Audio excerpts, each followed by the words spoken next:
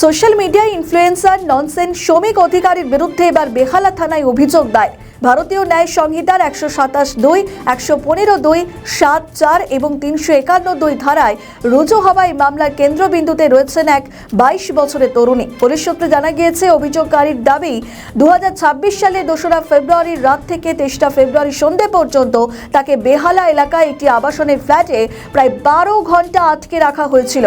ওই সময় তার উপর শারীরিক নির্যাতন চলে, ঘুষি এবং আঘাত করা হয় এবং তার শালীনতা লঙ্ঘন করা হয় বলেও অভিযোগপত্রে আরো উল্লেখ রয়েছে, ব্যক্তিগত বিবাদের জেরে তাকে ভয় দেখানো হয় এবং ঘটনার কথা প্রকাশ্যে না আনতে হুমকি দেওয়া হয়েছিল।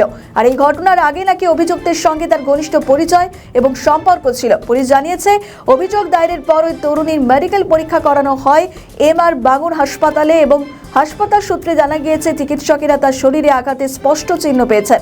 এই রিপোর্ট তদন্তের ক্ষেত্রে একটি গুরুত্বপূর্ণ নথি হিসেবে বিবেচিত হচ্ছে। আমাদের ভিডিও ভালো লাগলে লাইক ও শেয়ার করুন, কমেন্ট সেকশনে আপনাদের মতামত জানান।